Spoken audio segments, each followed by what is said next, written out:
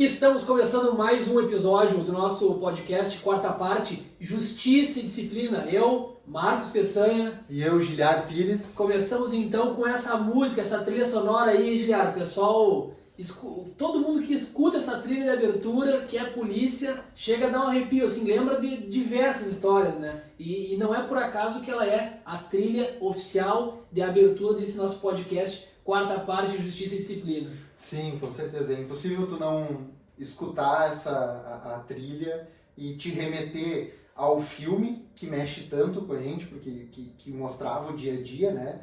Enfim, e a tantas outras histórias, né? Eu não recordo exatamente da data do filme, mas eu acho que nós, de 2009, estávamos no curso ainda, ou foi um pouquinho depois do curso. O filme? De 2009, 2010. O filme é 2007. 2007?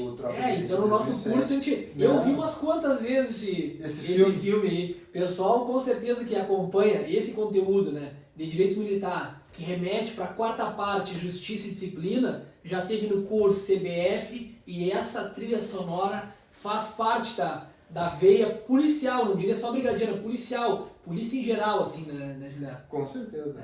Mas então, assim, só feito essa observação inicial, assim, porque realmente isso mexe conosco, né? A gente volta, então, a nossa... um pouco de teoria e prática, como a gente sempre tenta conciliar, né?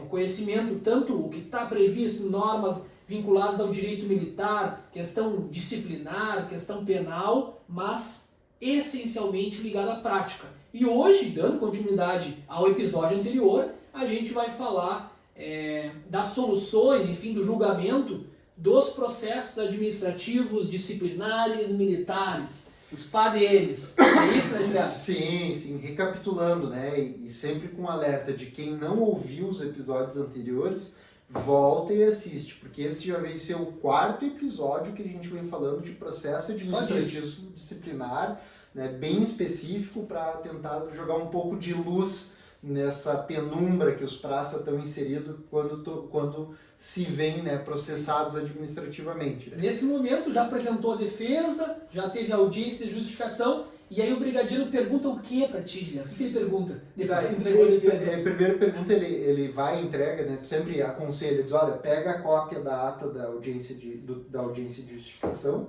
o termo da audiência, faz o protocolo da defesa escrita, né, pega, e aí ele vai te mandar isso e pergunta, e agora, né, quanto tempo para sair um resultado, né? Eu disse, olha, primeiro vamos por partes, né, cara, para começar, e aí nós vindo lá da base do direito administrativo, prazo para administração não é preclusivo, ele é indicativo. Então, mesmo que tivesse um prazo para ele apresentar a solução, ele não precisa concluir naquele prazo, ele só precisa, ele precisaria justificar, talvez, se demorasse muito mais do que normal. E que demora, né? Mas aí o que seria normal nesse caso? Normal já ia demorar. Sim. Né? Sim. Mas, enfim, não tem prazo para ele apresentar a solução, né? Mas a gente tem alguns balizadores mínimos que ele vai ter que observar, né? E a solução dos processos administrativos, ela vem dividida em algumas partes. A primeira parte é o relatório, ele vai dizer qual que é a acusação e a capitulação. Aquele mesmo que vem na notificação disciplinar, né, na solução, ele reproduz ali dizendo, olha, ele está sendo acusado por ter em dia tal feito tal coisa, em tese incorreu no número tal ali a capitulação, e depois se faz uma análise das razões de justificação. Né? E aí ele vai discorrer tudo da defesa. E tudo que a gente colocar ali na defesa... Vai copiar e colar ali. Vai fazer era para fazer um resumo, a gente vê que vai um copia e cola ali às vezes, e aí ele vai resumir quais os pontos da defesa, e depois ele vai fazer da análise, né? E por fim vai chegar no dispositivo final. Mas eu acho que antes da gente falar né, entrar nos pormenores da análise, o que ele vai analisar ali das razões, porque é nesse ponto em que ele vai ver se existem razões de justificação ou de arquivamento do fato. Daqui a pouco, aqui, e só para fazer um parênteses mesmo, que eu acho que isso não precisa tomar muito tempo, né?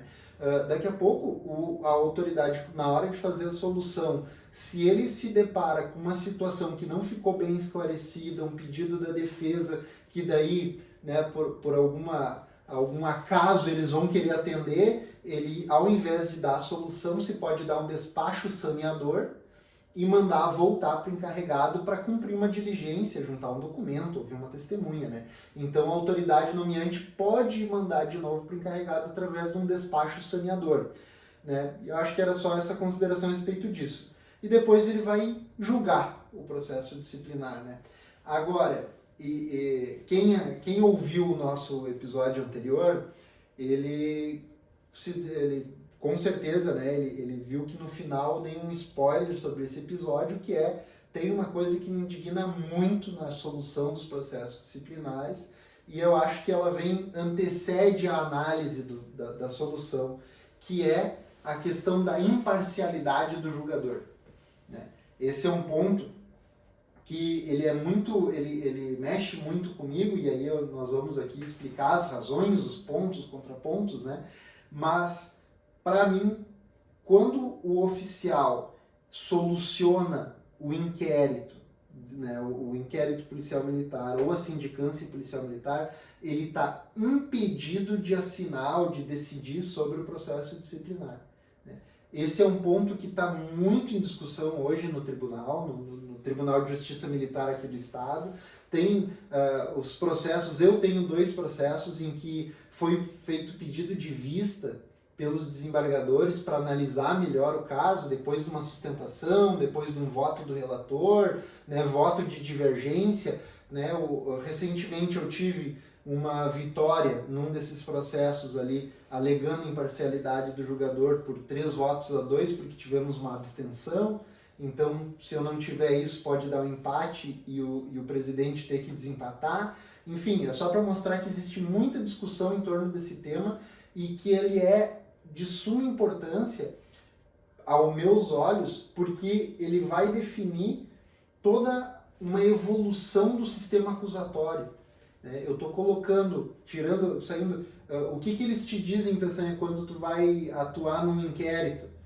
Isso aqui é inquisitivo. É inquisitivo. É inquisitorial. O inquérito é inquisitorial. Aqui não tem contraditório. Não tem que falar nada. É só acompanhar o ritmo, né? Acompanhar a maré, porque defesa tu vai ter depois, né? Exato. E a gente sabe que hoje não é bem assim, né? Já mudou muito, né? Isso. Mas o meio militar ainda tem uma resistência grande, né? Né? Até, com certeza, depois nós vamos ter que falar sobre a atuação do advogado no inquérito. Tem né? muita coisa Tem também. muita coisa para falar. Mas olha só. A gente sempre diz que tem muita coisa porque realmente, né?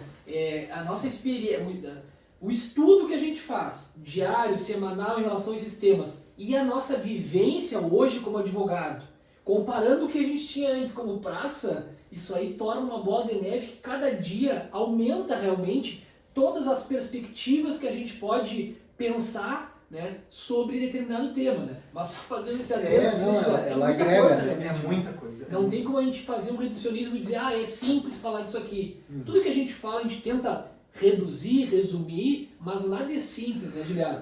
Tudo tem um contexto jurídico que permite N interpretações, como essa situação que tu muito bem colocou agora, eu tenho um posicionamento hoje no tribunal que está mudando, que está, enfim, está em evolução. Não está nem definido. E ele está em constante evolução, e mesmo que se defina, o tribunal vai bater hoje, ou daqui a alguns dias, o martelo em relação a isso, e está pacificado. Muda um componente, às vezes, ali um integrante do tribunal e pode dar virada num desempate que foi só o presidente que votou e definiu, muda o integrante e eu tenho um voto que agora beneficia a tese contrária e a gente muda o entendimento. E isso vem causando o quê? Insegurança jurídica na tropa. Porque aí eu não sei se esse fato, se essa circunstância me permite agir de determinada maneira, causa insegurança jurídica também para os advogados, né? Mas vou ter que passar a palavra, eu só fiz um adendo e acabei te interrompendo. Não, de forma alguma, porque eu acho que foi bem importante a tua contribuição. E aí eu já estou trabalhando nos meus processos para levar eles para quem tem o direito constitucional de errar por último, né? Que são os tribunais superiores. Então eles têm o direito de errar por último. Se a gente errar aqui, o tribunal errar aqui, a gente manda para lá e eles decidem. E quando vem de cima para baixo, o nosso tribunal, eu acredito, ele tem... Bom, eu sou cheio de elogios ao Tribunal de Justiça Militar do Estado, primeiro pela profundidade com que a gente consegue discutir as questões ali, né? Não é uma coisa que nem a gente vê na justiça comum, atropelada, que milhares de processos para serem julgados. Então, pela especialidade da matéria, e isso nos permite ter uma profundidade na discussão, e quem ganha é todo mundo, é a comunidade, tu ganha segurança jurídica, segurança pública, enfim, né? A gente tem, e quando vem essas decisões, quando a questão ela é resolvida nas instâncias superiores, a gente acaba tendo o acatamento e a mudança e a definição do comportamento do tribunal, né? Eu tenho observado isso. Então, a partir do momento que nós tivermos uma decisão lá para cima, resolvendo essa questão, acho que vai acabar melhorando, botando para um lado para o outro. Pode ser que nós ficamos até descontentes e vamos seguir discutindo isso com eles, sim, mas vai definir, vai dar segurança jurídica, tu vai saber o que te espera, né? Mas a imparcialidade, a gente estava falando disso aí e me veio uma coisa na cabeça, já, se me permite interromper, claro, mas eu pensando assim, ó, o comandante ele se sente de certa forma um pouco frustrado, imagino, em emitir o parecer dele no inquérito e depois dizer que ele não pode exercer o poder disciplinar em relação àquele praça. Porque é um praça que é comandado por ele, né? Ponto. Eu acho que aí é um ponto nevrálgico assim, em relação ao tema. É, né? Um ponto. E tu sabe por quê, cara? É exatamente esse o argumento da própria Procuradoria do Estado, quando eles dizem que, olha, se o tribunal decidir pela imparcialidade, que seria parcial o julgador, que se ele tivesse manifestado, ele vai estar retirando do comandante da unidade o poder disciplinar sobre o seu soldado. Mas aí eu fiz um alerta, cara, na minha última sustentação, dizendo que, olha, eu não quero afastar o poder disciplinar do julgador, do comandante. Jamais. Eu fui militar, eu sei que é importante ter uma questão disciplinar ali, mantendo, né, aquelas colunas da hierarquia e disciplina, sustentando toda a formatação. E aí, apesar de eu posso ter críticas, e tenho várias críticas à formatação, mas é isso que nós temos na prática, então eu tenho que trabalhar com o que a gente tem. Então eu sei da importância do formato policial que a gente tem, que tem hierarquia e disciplina. E eu não quero retirar o poder disciplinar do comandante, eu só quero que ele reconheça que em uma hipótese ele vai estar impedido. No Código de Processo Penal Militar, a gente tem várias circunstâncias de impedimento, né, quando envolve um familiar, amizade íntima, inimizade declarada, enfim, quando tiver alguma circunstância, aquele julgador, o juiz ou o desembargador não vai poder julgar aquele processo. Na esfera administrativa também. E eu recebi uma crítica esses tempos de que eu tratava o processo disciplinar, os processos administrativos com muito rigor, né? Diz, não, tu trata isso como se fosse processo judicial. E aí eu parei para pensar e disse, cara, mas espera um pouquinho, o que define o grau de seriedade ou de rigor que a gente tem que ter, de garantismo que a gente tem que ter com um processo? É pelo resultado? Porque se for pelo resultado, assim como nos processos criminais eu tenho um resultado de cerceamento da liberdade, né, de reclusão, de detenção, de prisão, no processo administrativo eu também tenho. A gente está falando de um cara que vai ficar preso dentro de um quartel por 10 dias, 15 dias, nos fatos mais graves, que vai ter sua liberdade cerceada. Como que eu não vou garantir para ele o mínimo, né? E aí entra aquela coisinha do tipo assim, eu sou um defensor dos direitos humanos, eu digo para os e eu sou garantista, eu tenho que ser garantista para poder garantir que ele não tenha esses direitos violados, para poder dizer que, olha, respeito os comandantes, amizade, né, com eles, mas o seguinte, do comandante, se o senhor decidiu no inquérito, na sindicância, o senhor não pode mais decidir no PAD, né? E a grande ponto deles é o que tu falou, que olha, daí tu vai estar tirando o poder disciplinar deles. Não, negativo, não estou tirando, estou dizendo que nessa circunstância específica ele vai ter que repassar a bola ali para o subcomandante fazer as vezes ali de julgador, né? Enfim, esse é um ponto que para mim ele tem muita importância, né, muito apreço. Por quê? Porque o reconhecimento, para começar, né, o reconhecimento de que eu preciso ter um julgador imparcial, ele é um progresso. Ele é um resultado progressista. Então eu tenho desde o... Cara, se a gente for parar para pensar, ontem, né, historicamente falando, ontem, dentro da brigada, o praça ficava preso aguardando solução de PAD. Isso era um absurdo. Porque daí no final dizia assim, não, olha só, a gente viu aqui no teu PAD, tu não é culpado. E aí tu já tinha ficado 15 dias preso aguardando solução de PAD, 5 dias, 6 dias preso aguardando solução de PAD. Né? Já te cerceava a liberdade. Isso era um absurdo. Né? Agora a gente consegue ir refinando a questão e a gente chegou ao ponto de dizer, não, pera um pouquinho. O mesmo cara que disse que eu sou culpado o suficiente para responder um processo, não pode ser o cara que vá decidir nesse processo, né? E aí eu te faço uma pergunta, assim, pensa aí. Tu acha que o cara que manifesta a opinião dele sobre determinado assunto, né, o oficial, né, não vou dizer um cara, o oficial que manifesta a opinião dele sobre determinado assunto, na hora de fazer o julgamento, tu acha que ele vai conseguir se afastar totalmente daquela primeira opinião que ele teve? Tenho certeza que não. Certeza, tenho dúvida. Tanto é que tu tá falando isso aí, nesse avanço, nessa perspectiva progressista da legislação, que a gente tem, muito embora com toda a divergência, o juiz de garantias, por exemplo, né, que é uma perspectiva um pouco diferente, mas também diz o quê? Aquele juiz, né, que já se manifestou em relação ao deferimento, enfim, numa medida cautelar, numa medida investigatória, uma interceptação, uma quebra do sigilo, uma mandada de busca e apreensão, de certa maneira, né, isso aí, a gente está aqui com essa nossa mini biblioteca aqui, e eu trouxe bastante, eu costumo trazer, inclusive nas defesas, o Auri Lopes Júnior, que eu tive a grande honra de estar em sala de aula com ele no mestrado, né, e ele diz isso, assim, não tem como, né, essa questão da imparcialidade, depois que alguém já se manifestou em relação a um tema, ele já analisou, ele não vai conseguir se desprender disso, e digo mais, Guilherme, uma prova ilícita, a gente está falando de um PAD, mas podemos trazer para o processo judicial. Claro. A prova ilícita que é retirada dos autos, que é desentranhada lá,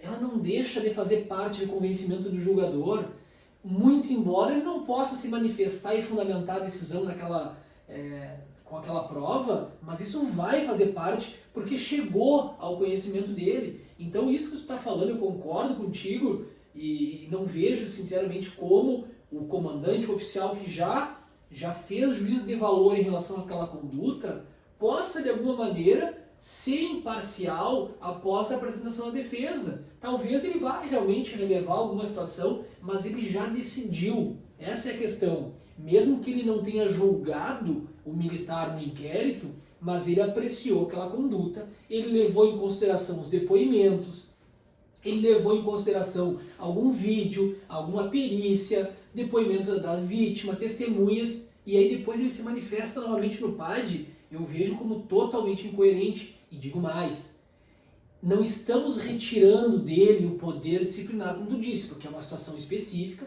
pontual, e mais do que isso, o comandante não é o único responsável pela manutenção da hierarquia da disciplina daquele soldado. Né? A gente tem toda uma estrutura, CRPO, eu tenho, enfim, uma corregedoria que poderia ter uma central específica. Bom, vamos pegar nesses casos e redirecionar para o CPC aqui, né? Dentro da nossa realidade aqui, Rio Grande do Sul, Porto Alegre, Brigada Militar. Eu tenho o Comando e Polícia da Capital. Bom, então nesses casos em que o comandante estiver impedido, vamos ter uma espécie, hoje seria muito fácil, com o SGC, né, aqui na Brigada Militar, de remeter isso aí para um outro comandante, de um outro APM eventualmente.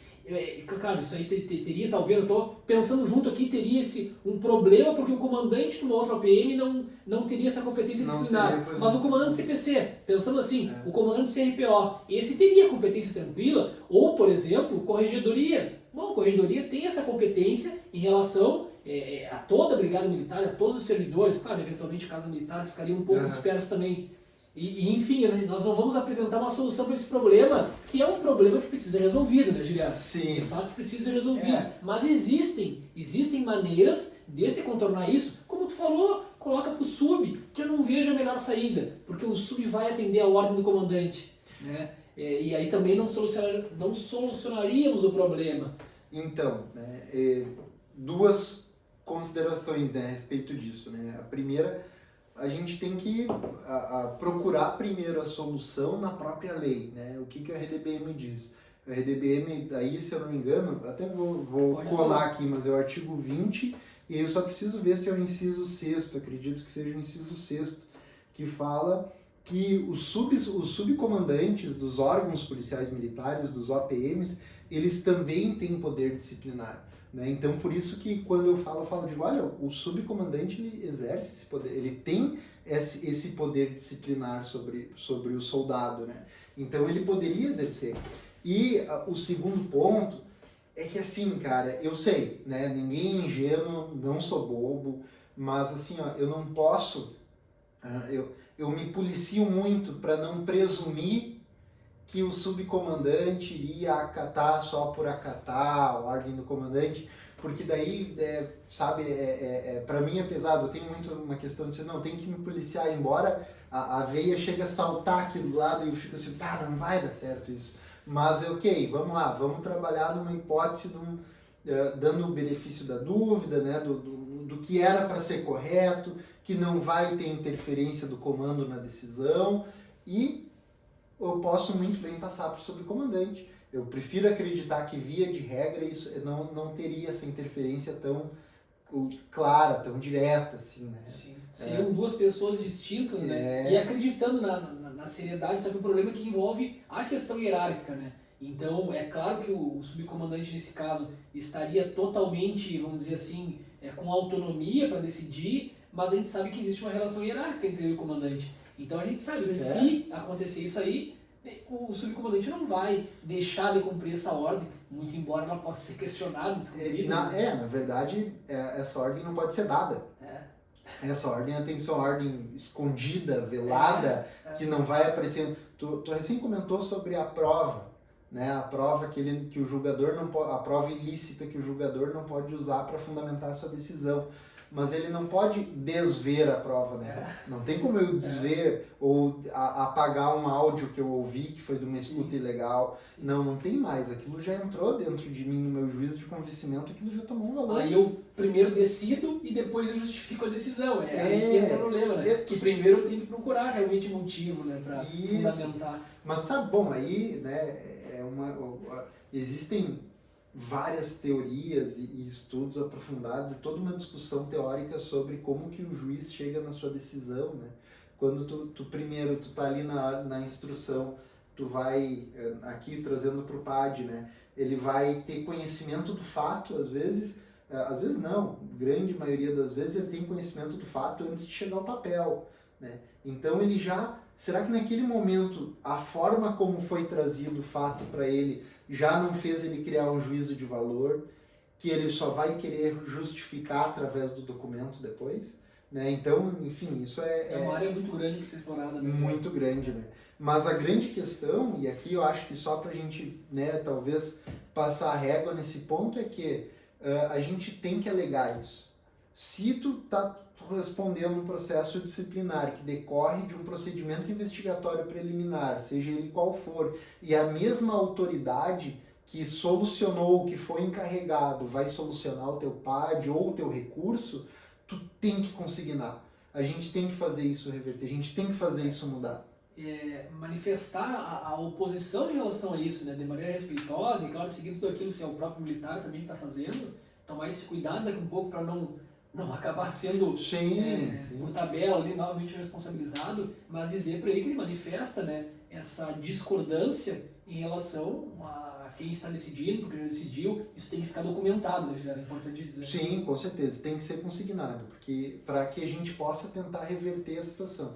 Tu sabe que eu não confirmei, mas eu cheguei a ser informado por um oficial, eu consegui anular administrativamente um processo disciplinar no Corpo de Bombeiros aqui do estado do Rio Grande do Sul, com essa alegação, dizendo que, olha, como foi o mesmo oficial que solucionou inquérito e solucionou o recurso lá, se não me engano foi o recurso foi a solução, ele deu a solução e o recurso de consideração de ato em queixa, a Corregedoria do Corpo de Bombeiros anulou e ele já passou a orientação. Então, em princípio, isso é para não acontecer já dentro dos bombeiros, e eu fui informado por um oficial que, né, em decorrência disso, isso ia virar uma súmula da Corregedoria do Corpo de Bombeiros. Não vi se esse projeto foi para frente, se eles conseguiram fazer, né? Mas o que eu sei é que ali no Corpo de Bombeiros eles já têm esse entendimento de que não pode. Eles já têm esse entendimento progressista, né? E aqui vale frisar que o Corpo de Bombeiros já não aplica a pena de detenção. Vai para o registro, vai tudo, mas de fato a pena não é aplicada, vai para os teus assentamentos, né? Mas ela de fato não é aplicada por contrariar a legislação de 2019 que aboliu a pena de detenção dos processos disciplinares. Então a gente vê que a própria administração pública está se dando conta da necessidade de ter uma segurança jurídica maior no regulamento disciplinar. E aí tu não vai ver, olha só, tu não vai ver ninguém dos bombeiros reclamando que isso fez diminuir o poder disciplinar perante a tropa. E eles já aplicam esse entendimento mais progressista. Então, não é cabível que a Brigada Militar alegue isso, que isso vai tirar deles essa competência, enfim, sendo que a gente já tem uma experiência positiva aqui e que não interferiu nada, segue-se tendo procedimento, punindo, e não, a gente não diz que não tem que punir, a gente só diz que, olha, tu nesse caso específico está impedido. Então, registrem, e como tu disse, né, tu não pode fazer uma manifestação desrespeitosa, né, e eu trabalho até muito isso na minha linha de trabalho profissional também. Tem um cara que é um exemplo para mim na advocacia, que é o Jader Marques, né? E aí eu fiz alguns cursos ali com ele e ele disse que tu tem que ter uma gentil firmeza. Eu não preciso atacar as pessoas para impor o meu ponto de vista. Né? Ofender. Eu não preciso ofender o oficial, ofender o encarregado, ofender o julgador. Eu só preciso dizer, não, olha só, neste ponto a legislação exige que isso. Né? E a minha atuação é sempre deixando claro, em defesa ao mandado que eu recebi do meu cliente, eu vou ter que alegar isso, inclusive já aconteceu em audiência de oitiva de testemunha, eu já adverti o oficial encarregado de que ele estava cometendo crime de abuso de autoridade e que, né, entre aspas, ele diz, mas senhor, fique tranquilo que eu não vou lhe dar voz de prisão em flagrante, mas a partir desse momento o senhor está incorrendo no crime de abuso de autoridade. E aí gerou, lógico, né, toda uma discussão, mas enfim, não precisa atacar, né? Então, Praça, quando tu te deparar com essa situação, faz consignar, mas escolhe bem tuas palavras, porque isso pode se voltar contra ti e não existe essa necessidade de se indispor, né? Claro. Então, enfim, acho que só para nós passar a régua nessa questão... Era para ser só um parêntese da tua insatisfação, a questão da imparcialidade, e avançamos um pouco mais nisso. Mas, enfim, eu acho que é válida essa discussão, Juliano, e a gente abordou aí, mas também te sugiro, a gente já está próximo da meia hora, eu acho que para a gente adentrar mais nessa questão da solução, né, não esperávamos que esse tema fosse tão instigante para que desse aí, que chegasse próximo dessa meia hora que é nosso comprometimento com episódios curtos, a gente avance na questão dos vetores, da aplicação da sanção disciplinar e nos demais temas da solução num próximo episódio.